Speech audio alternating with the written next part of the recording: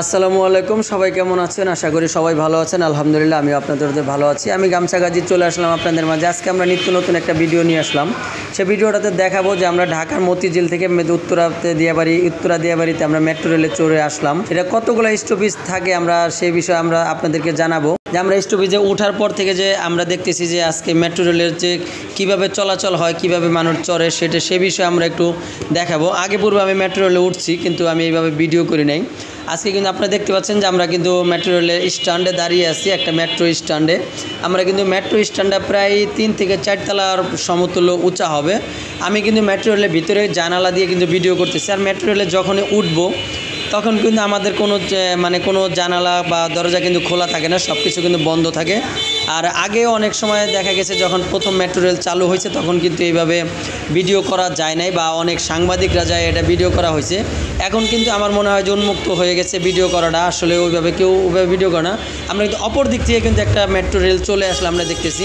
আমরা খেয়াল করতেছি যে প্রতি 2 মিনিট পর 5 মিনিট পর একটা মেট্রো রেল আসতেছে, এবং 2 মিনিট পর আর একটা স্টপেজে গিয়ে পৌঁছাইতেছে। সেখানে 30 সেকেন্ড দেরি করে 10 সেকেন্ডে গেট খুলে 10 সেকেন্ডে লোক উঠে আর 10 সেকেন্ড পরে চলে যায়। আমরা কিন্তু এই স্টপেজগুলো দেখতে পেলাম। আপনি দেখতে পাচ্ছেন যে আমি জানালা দিয়ে কিন্তু এটা ভিডিও করতেছি। আপনারা কে কখন কোথা থেকে মেট্রো রেলে উঠছেন আমাকে কমেন্ট করে জানাবেন। আমি কিন্তু আলহামদুলিল্লাহ আজকে মেট্রো রেলে আছি। সাথে আমার এক বড় ভাই আছে, শামীম ভাই, আমরা দুজনই মেট্রো রেলে উঠে আসছি। তো আমরা মেট্রো রেলে যে আমরা ভাড়াটা আমরা মতিঝিল থেকে উত্তর কাউন্টারে আমরা নামছি। সেখানে কিন্তু আমাদের মেট্রো রেলে ভাড়া নিয়েছে 100 টাকা করে। তারপরে কিন্তু পর্যায়ক্রমে যেই আপনার স্টপেজ থেকে যে ভাড়াগুলো এগুলো কিন্তু নির্ধারিত করা আছে। আমরা কিন্তু এইভাবে উঠে আসছি।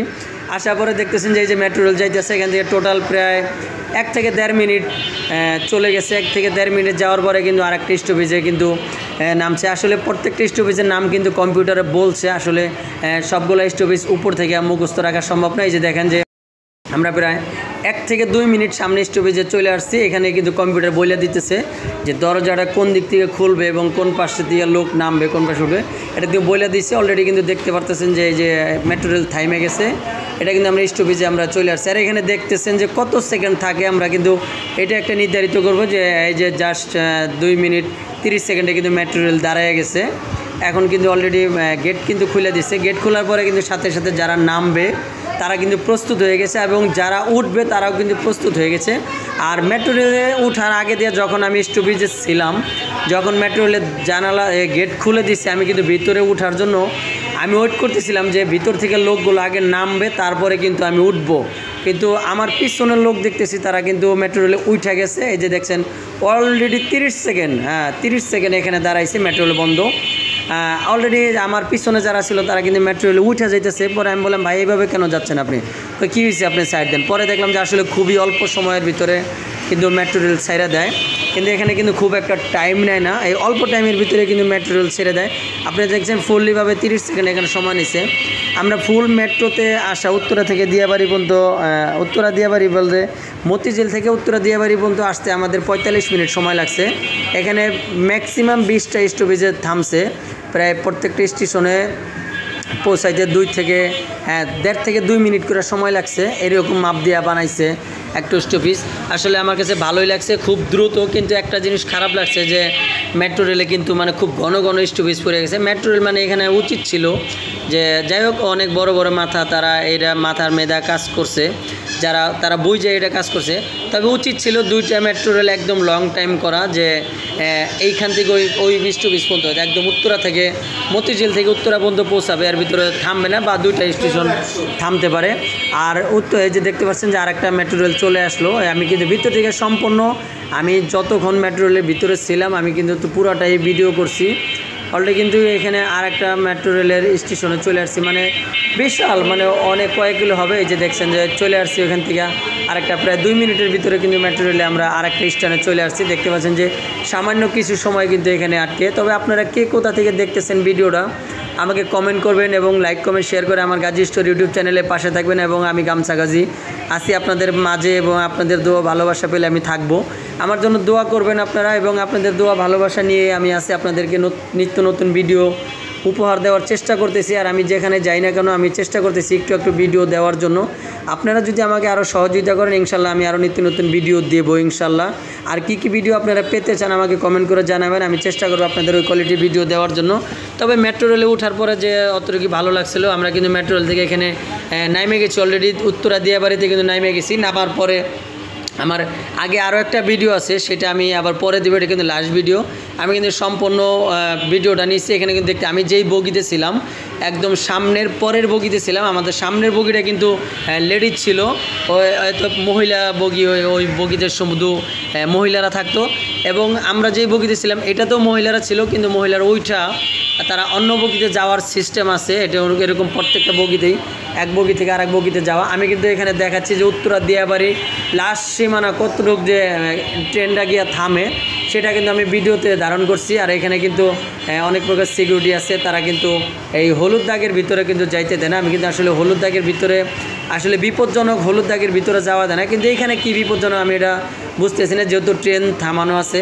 এখান থেকে কিন্তু আমরা উত্তরা দিয়াবাড়ি কিন্তু নাইমে গেছি। নামার পরে আমি ফুল লোকেশনটা ঘুরে ঘুরে নিলাম যে এখানে অনেক লোকজন আছে। আমি কিন্তু ভিডিওটা সরাসরি মোবাইল লম্বা করে কিন্তু ভিডিওটা করছি। আর পুরো স্টপেজটা কিন্তু আমি ভিডিওটা নিচে নেওয়ার পরে ট্রেন কিন্তু ছাইরা চলে গেল। এখানে কিন্তু ওই পাশে কিন্তু আরও একটা ট্রেন আছে, ওই ট্রেনে কিন্তু লোকজন উঠতেছে। আর এইটা কিন্তু ছাইরা একদম ঠিকানা মতো চলে গেল। যাওয়ার পরে ওই ট্রেনটা ছাড়ার পরে এটা কিন্তু চলে যাবে। তবে আরও একটা জিনিস দেখলাম যে আমরা ছোটো থেকে শুনে আসছি ট্রেন নাকি দুই দিকেই চলে। আসলে মেট্রো রেল আমি নিজের চোখে দেখলাম এই ট্রেন যেদিক থেকে যায় ওদিকেই চলে, আবার এদিকে গেলে এদিকেই চলে। মানে এই মেট্রো রেলে কিন্তু দুই দিকেই চলতে পারে। আর এই মেট্রো রেলে কিন্তু কারেন্টে চলে। আমরা কিন্তু যা দেখতে পেলাম যে এটার চাক্কাতেও কারেন্ট আছে এবং কি উপরেও কারেন্ট আছে, দুই দিকে কারেন্ট আছে। জাস্ট আমরা মোটামুটি আইডিয়া যেটা পেলাম যে আমরা সাধারণত যে অটো রিক্সা বা অটোতে যেই আমরা যেইভাবে ওঠানামা করি অটোর গিয়ারগুলো যেরকম, এই মেট্রোর গিয়ারটা কিন্তু এরকম। সামনে দেখতে পাচ্ছেন যেখানে আমার শামীম ভাই হাঁটাহাঁটি করতেছে, উনি কিন্তু একটু ভিডিও করতেছে, আমিও ওনার ভিডিওটা নিচ্ছি। তবে দুর্ভাগ্য আমার ভিডিও কিন্তু আমি নিতে পারি না, কারণ যেহেতু আমি ভিডিও করতেছি সেখানে আমার ভিডিও কিন্তু নেওয়ার কিন্তু কোনো সুযোগ নাই। তারপরে আমরা এটা ঘোরার ফেরার পরে জিজ্ঞাসা করলাম যে শামীম ভাই আপনি মেট্রো রেল কীরকম কী দেখলেন? তো যা বুঝতে পারলাম যে এটা একটা অটো রিক্সার মতো। হ্যাঁ, অটো রিক্সাতে যেমন ব্যাটারি লাগাই রাখছে আর এটাতে কারেন্টের লাইন দিয়ে রাখছি, এতটুকু পার্থক্য। যাই হোক, আর তবে আমাদের আরও একটা জিনিস খারাপ লাগছে যেটা আমি আগে বলতে চাইছিলাম যে মেট্রোর যেই স্ট্যান্ডটা এমন জায়গাতে করছে যেখান থেকে নাইমা মেট্রোর থেকে বেশি ভাড়া রিক্সা ভাড়া দিতে হয়। তবে এটা একটু মানুষের জন্য দুর্ভোগ। তবে আমরা যেহেতু দুর্ভোগে ভুগেছিলাম, যেহেতু মতিঝিল থেকে যদি আমরা চলে আসতাম ঠিকানা বা ওয়েলকামে যদি চলে আসতাম আমাদের 90 থেকে 100 টাকা গাড়ি ভাড়া লাগতো। আর মেট্রোতে ওঠার পরে কিন্তু আমাদের বাসা পর্যন্ত পৌঁছাইতে, বাইপেল পর্যন্ত পৌঁছাইতে কিন্তু আমাদের 400 টাকা খরচ হয়ে গেছে। তাহলে এখানে মানুষের দুর্ভোগ ছাড়া আর কোনো কিছুই না, কারণ মেট্রো থেকে নাইমে লং টাইমের কোনো গাড়ি পাওয়া যায় না। মেট্রো থেকে নাইমে আমরা আর একটা অটোতে নিতে হয়, সেই অটোতে একটা মোটা অঙ্কের ভাড়া নেয়। ওইখান থেকে নাইমে আবার দেখা গেছে লং টাইমে যে শর্ট লোকাল গাড়িগুলোও উঠার কোনো স্টপেজ থাকে না, যেহেতু সিট পাওয়া যায় না বা ওইভাবে বসার কোনো মানে স্টপেজ হয় না। তবে আমরা কিন্তু ওইভাবেই আসার পরে একটা হিসাব করলাম যে আমরা দুইজন মতিঝিল থেকে মেট্রোতে দিয়াবাড়ি আমাদের বাসা পর্যন্ত পৌঁছাইতে মোটামুটি গাড়ির রাস্তা যতটুক আমাদের মেন রোডের কাছেই বাসা, কিন্তু আমাদের এই মেন রোড পর্যন্ত পৌঁছাইতে মেট্রো এবং অটো দিয়া আমাদের পৌঁছাইয়া গেছে মোটামুটি 400 টাকা খরচ হয়ে গেছে। আর আমরা যদি এই দুজন বা অন্য গাড়ি দিয়ে চলে আসতাম মতিঝিল থেকে বাইপেল বা চান্দুরা, তাহলে কিন্তু আমাদের দুইজনের 200 টাকা খরচ হতো। এখানে আমাদের অতিরিক্ত 200 টাকা গেছে। তবে জামের যেই কথাটা আপনারা বলতে পারবেন বা বলতে চাচ্ছেন বা এটা আমিও জানি, আসলে সব জায়গায় কিন্তু জামের একটা স্টেশন থাকে না, একটা স্টপেজ থাকে যে জায়গাটা জামের লোকেশন। আমরা জাম থেকে আগে আসছি, কিন্তু পরে যে হয়রানিটা হয়েছে ওটা কিন্তু আরও বেশি। এখন কিন্তু আমরা লিফট দিয়ে মেট্রো রেলের থেকে কিন্তু আমরা অ্যাক্সিলেটার মাধ্যমে নিচে নামতেছি। অ্যাক্সিলেটারটা এত বড় যে প্রায় 4 তলা সমতুল্য অ্যাক্সিলেটারটা। যারা উঠছেন তারা অবশ্যই বলতে পারবেন। এবং দোতলায় ওঠার জন্য যতটুক সিঁড়ি থাকে তার কিন্তু 3 ডাবল হবে যত সম্ভব।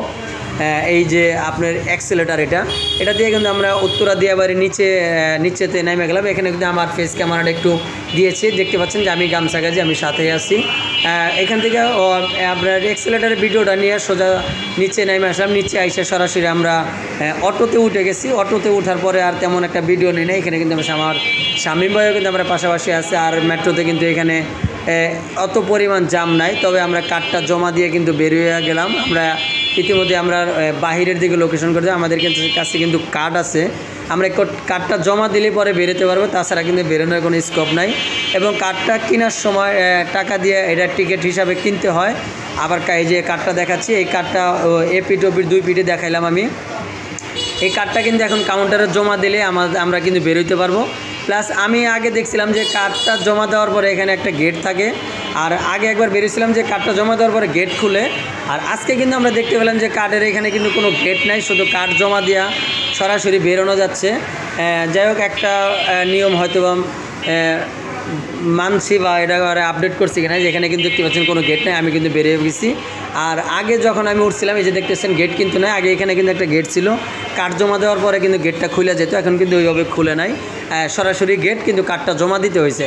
আর অনেক বড় বড় ফ্যান দেখতে পাচ্ছেন যে স্টেশনে যে লাগানো আছে, প্রায় আমরা সাধারণত সিলিং ফ্যানে যে 56 ইঞ্চি ফ্যান লাগাই, এটা কিন্তু 56 ইঞ্চি না, প্রায় আমার মোটামুটি 100 থেকে 120 ইঞ্চি লম্বা হবে এই ফ্যানটা। আমরা কিন্তু উপর থেকে দেখাচ্ছি, এটা কিন্তু আর একটা সিঁড়ির লাইন, এখান থেকে কিন্তু আমরা নিচে চলে যাব। প্রায় মেট্রো রেলে যে সিঁড়িটা রয়েছে, এটা মোটামুটি 4 থেকে 5 তলা সমতুল্য উঁচা। আমরা কিন্তু এখান থেকে মেট্রো থেকে এখন নিচে যাব, যে সামনে অটোগুলো দেখতে পাচ্ছেন, এখান দিয়ে কিন্তু আমরা নিচে যাব, পরে অটোতে ওঠার পরে আমরা চলে যাব। যাক, আলহামদুলিল্লাহ এখানে কোনো জামজট ছাড়াই আমরা মেট্রোতে নামছি। কিন্তু মেট্রো রেলের কিন্তু আমরা যখন টিকিট কাটছিলাম তখন কিন্তু আমরা দেখাইছি মেট্রোতে এখানে কিন্তু অনেক পরিমাণ জাম আছে, অনেক লোকজন সিরিয়াল। আমিও মোটামুটি 10 মিনিট সিরিয়ালে থেকে আমরা টিকিট সংগ্রহ করছি। তবে আমরা দেখলাম 4টা টিকিট কাউন্টার, সেখান থেকে 2টা দেখলাম কম্পিউটার, আর দুইজনের কাছে লোক বসে আছে, যারা কাউন্টারে থেকে টিকিট সংগ্রহ করতে পারে না বা অনেকে দেরি হয়, কম্পিউটারে টাকা ফেরত দেয়, এই ধরনের ঝামেলা আছে, ছিঁড়া টাকা পুরান টাকা, কার্ডের একটা সমস্যা থাকে। তো সেক্ষেত্রে সরাসরি আমরা যদি কাউন্টার থেকে নিজেরা সংগ্রহ করি কম্পিউটার বাদ দিয়ে, সেক্ষেত্রে কিন্তু একটু আগে হয়। তবে এভাবে কিন্তু দিন দিন কিন্তু মেট্রো রেলের ভিড় কিন্তু বাড়তেছে। আমি জানি না, আমি প্রতিনিয়ত উঠি না, আমি কিন্তু মাঝামাঝি অল্প সময়ের ভিতরে উঠছি, কিন্তু আপনি জানি না যারা প্রতিনিয়ত উঠেন তারা সুবিধাটা ভোগ করতে পারবেন। আর আসলে আমার তো ওটা কাছাকাছি বাসা না, আমি দূরে হয়তো শখ করে উঠছিলাম। তবে আমার কথায় যদি কোনো ভুল ত্রুটি হয়ে থাকে, আমার সবাই ক্ষমার দৃষ্টিতে দেখবেন। আমি ভিডিওটা বানাইছি শুধু একটু বিনোদন করার জন্য, যেহেতু বাইরে গেছি ঘোরার জন্য, সেই জন্য আমি ভিডিওটা বানাইছি। আমার কথায় কোনো প্রকার যদি ভুল ত্রুটি হয়ে থাকে, সবাই আমার ক্ষমার দৃষ্টিতে দেখবেন।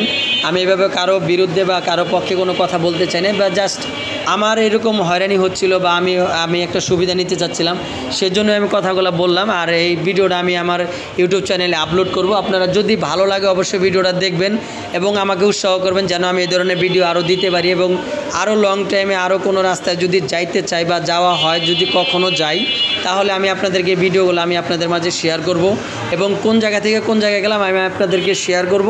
এবং আমার জন্য দোয়া করবেন। সে পর্যন্ত আপনারা ভালো থাকবেন, সুস্থ থাকবেন। আল্লাহ হাফেজ। আবার দেখা হবে নতুন কোনো ভিডিওতে। আজকের মতো আল্লাহ হাফেজ। আমি গামছা গাজী, আমার জন্য দোয়া করবেন। আল্লাহ হাফেজ।